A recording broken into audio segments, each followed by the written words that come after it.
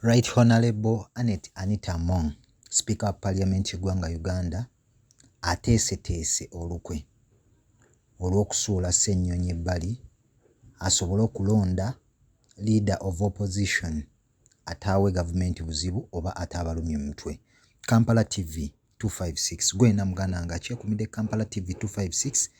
kubuuzaako anenkwebaza emirimu gy'otuusizaako engalo gwe yasalawo nti amawulire gonna naddala mu kisawo eky'ebyobufuzi mu ggwanga Uganda ogenda gafunira no Kampala TV 256 muganda wange wakola okusalawo okutuufu ate gwena atanaba kuba ngu subscribinga nja kujjukiza okusubscribinga okonere ddala kadaawo kajja kujjukizanga buli wabaawo eggulire lye tutaddeyo a notification ojja kubanga ogifuna ku simu yo commentinga tutambulire wamu n'okumanya endowooza yo naddala ku mulamwa gwe tubeera tutaddeyo ate okusharinga kukulu nnyo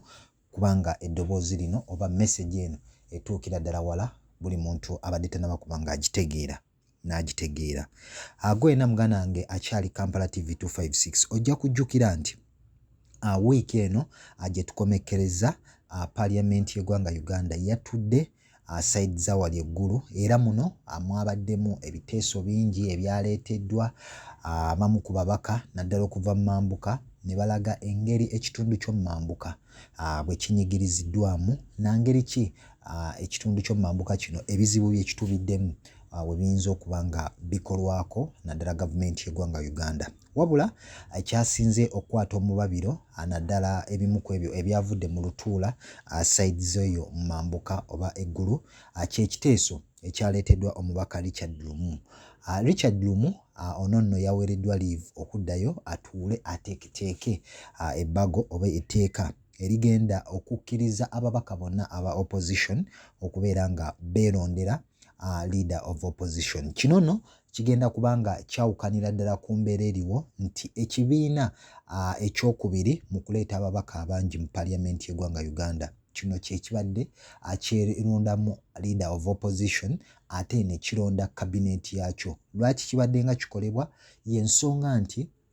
we kituuka ku accountability ajjukira okugeza NRM nga bwe yawangula ebifo ebisinga bano aba NRM beerondera chief whip ne beerondera lead of government business ono ye mukyala Nabbanja. Kati we kidda ku ludda oluvuganya gavumenti beerondera lead of opposition essaawa eno ye Joel Ssennyonyi nga omulimu omukulu ogwa lead of opposition kwe kucekinga ebimu ku ebyo gavumenti byebeera ekoze oba byeba esuubizza nga tebituukiriza. Kati mu nteekateeka eno empya na omubaka Lumu Richard ajja n'ekiteeso ekyagala ababaka ba opposition bonna babe nga beerondamu leader of opposition kwoteeka ne chief whip. Kati kino nno kitegeeza nti tewagenda kubeera kibiina kibeera accountable naddala ku budget eba efuluma kubanga emabega wonna kizzenga okutwaliza okugeza NUP essaawa eno eri accountable ku mutemwa gwa ssente oguziweebwa era ng'erina okulambika ssente ezo zizze zikola ki. Wabula we mujja ne mulonda leader of opposition nga kiri jeno tugamba oba tolina muntu gw'ogenda kwesigamako kubanga osaba accountability olw'ensonga nti baba bavudde mu bibiina ebyenjawulo ate ng'ebibiina ebyenjawulo bibeera n'endowooza ebeera ey'enjawulo. Kati nno twalabyeko emabega Dr. Besigye nga yavuddeyo n'agamba guno si gwegenda okubeera omulundi ogusoose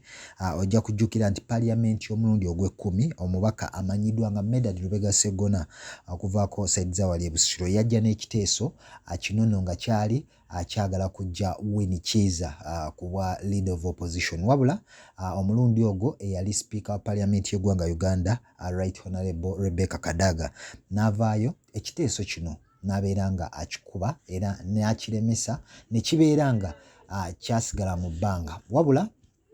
abatunuulizi bangi abongedde okutunuulira ekiteeso kya Richard Lumu kino kyeyaleese ekyabaakingiddwa muna NUP okuva wali Entebbe Municipality amanyiddwa nga Mike Kakembo Mbwate Kamwa ono no ye yavuddeyo n'ategeeza nti wadde ava mu kibiina kya National Unity Platform wabula ekyokubanga balonda leader of opposition ababaka bonna ab'omu Parliament yakiwagira mbu kijja kuba okusinziira ku Mbwate Kamwa mbu kijja kubeera nga leader of opposition abeera accountable ate ajja kubanga kimukakatako okwenyigira mu buli mulimu ogwa parliament. Ojja kujjukira nti Ssenyonyi okuvaayo ne bazira entuula za parliament ezigenda okutuula mu bitundu by'eggwanga eby'enjawulo, yavaayo n'ategeeza nti temuyinza kubeera nga buli nnaku 3 muspendinga billion 5. N'avaayo mu mbeera ey'okusaba n'asaba ababaka ba parliament beekube mu mutima nti zino ssente zisobola okubeera nga zisindikibwa ku bintu ebirala naddala eby'omugaso mu ggwanga Uganda. Ojja kujjukira nti ababaka bangi okuvaako Mambuka kw'oteeka ne speaker yadde ali mu lutuula lwe olwa parliament side z'eggulu, yavuddeyo n'ategeeza nti ababaka bangi naddala abo abatazze tebaagala kitundu kya ggulu, wabula Ssenyonyi yabadde yamuzeemu nti toyinza kubanga gwe wakuliramu okubba amabaati g'abantu b'omu mambuka g'eggwanga n'ovaayo n'otegeeza nti abantu abo obaagala nnyo. So ebigambo byabadde biyisiŋŋanywa, naye amawulire agongedde okuvaayo gavuddeyo ne gategeeza nti oluvannyuma lwa Right Honorable Mathias Mpuuga ono commissioner wa parliament y'eggwanga Uganda okuvaayo oba okuggyibwa ku bwa rope, ate ne wabaawo okusika omuguwa wakati w'abakulira ekibiina kya National Unity Platform. Ono nno kigambibwa nti yali emabega w'okusindiikiriza ekiteeso kino newankubadde nga kyaleeteddwa omu ku mukwano gwe amanyiddwa nga Richard Lumu ng'ono wa MDP. Naye era ojja kujjukira nti Mathias Mpuuga bwe yali sayidi za wali Emityana ng'aziikirako Lumu kitaawe eyali afudde, yavaayo n'ayeebaza abantu b'Emityana South okubanga balonda abantu ye be yalabanga abalimu ensa, nga mwabo mwe mwali omubaka amanyiddwa nga Richard Lumu, mwe mwali omubaka amanyiddwa nga Joyce Baagala. Ojja kujjukira nti ne kansala okuvaako sayidi za wali Emityana amanyiddwa nga Omunyarwanda wa Kabaka, naye Mpuuga yavaayo kwegamba n'abeera nga yeebaza abalonzi bonna ab'esayidi zeeyo Emityana, n'omukyala Joyce Baagala naye yamukoonako, nga kino nno kitegeeza nti ababaka ba DP naddala abakyalina okukkiriza Mathias Mpuuga ye yalabanga be balimu omulamwa, era ojja kujjukira nti yajjukiza abalonzi bonna obutamala galonda bantu bonna abajja okwesimbawo. Kati kino nno oba kabonero kwongera okulaga nti Oweekitiibwa Mathias Mpuuga okuvaayo oba Richard Lumu okuvaayo n'ekiteeso kino ali seconded newankubadde nga omukono ogwa Mathias Mpuuga tetusobodde kubanga tugulaba, wabula ekyayongedde okwanika speaker parliament y'eggwanga Uganda omukyala Right Honorable Anita Among. Ono nno yavuddeyo n'akkiriza omubaka wa Mityana South Richard Lumu okuvaayo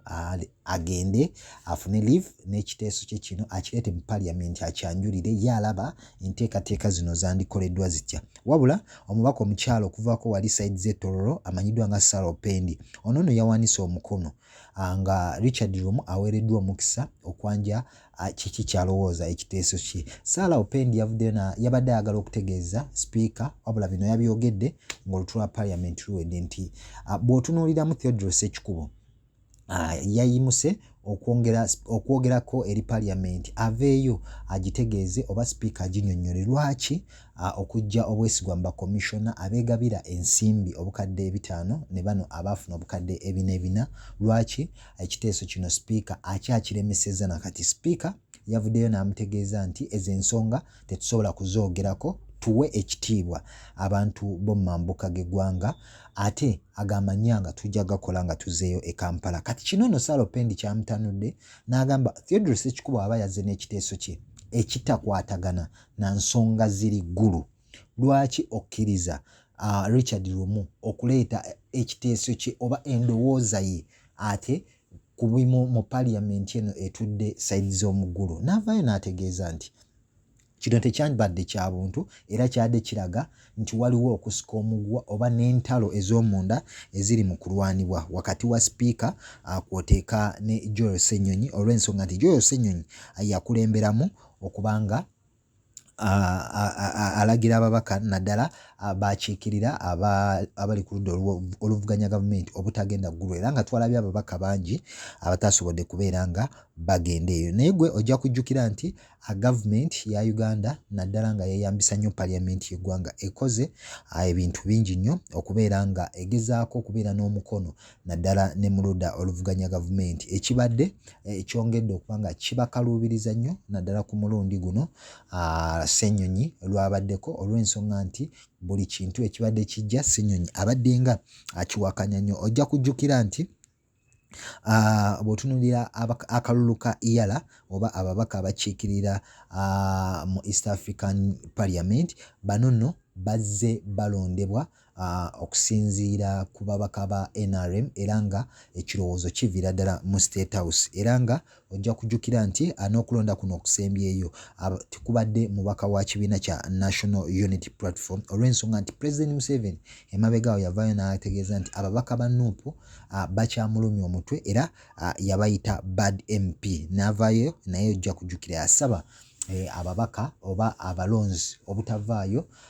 kwongera kusindika ababaka ba NUP kw'oteeka ne FDC ebiseera ebyo abazze bamulumya omutwe era ng'ojja kujjukira nti mu paliamenti eri eyasooka ababaka okuviira ddala mu DP ne UPC badde bafunye omukisa gubadde gw'amaanyi nnyo okukiika wali mu IALA nga Mukasambidde ojja kumujjukira okuvaako mu DP kw'oteeka n'omubaka eyali amanyiddwa nga Chris Opoko naye okubanga bakiikirira East Africa oba Uganda wali mu ggwanga erya Tanzania mu kibuga Arusha. Naye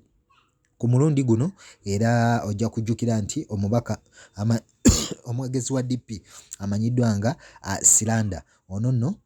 yasindikibwa mu paliamenti y'eggwanga oba mu paliamenti ya East Africa okubeera nga akiikirira abantu beeyo era tewaali mubaka yenna okuvaako mu kibiina kya National Unity Platform wabula guno si gwe mulundi ogusooka ogenda okuba oguleeta ekiteeso kino. Medard Sseggona twalabye Kano Dr. Kizza Besigye yavuddeyo n'ategeeza nti Sseggona yavaayo n'enteekateeka eno kyokka enteekateeka eno nesobola okuba nga teyiseemu wabula tebagenda kwewuunya singa ekiteeso kino kinaayitamu olw'ensonga nti sipiika akyoleka lwatu nti ali mu kulwana ne leader of opposition Joel Ssenyonyi naddala ku nsonga ze batakkiririzaamu. So ekiteeso kino bwe kiyitamu ate kigenda kwewuunyisa Munnayuganda yenna era gwe yenna Munnayuganda naddala ali Kampala TV 256 tekigenda kwewuunyisa wabula katwongere okulinda tulabe enteekateeka za lumu ngeri kijanaatebolinga ekiteeso kye kino twongere ddala okulaba oba n'abalonzi b'emityana nabo bongere okwawulawo oba lumu ebbago lyaleeta byebimu ku ebyo ebisinga okubaluma side zawali emityana. Nja kwebaza gwe eyekumira Kampala TV 256 nja kusaba okusubscribinga okulikinga okukomentinga kw'oteeka n'okusharinga kankwagaliza olunaku olulungi siba bulungi weeraba.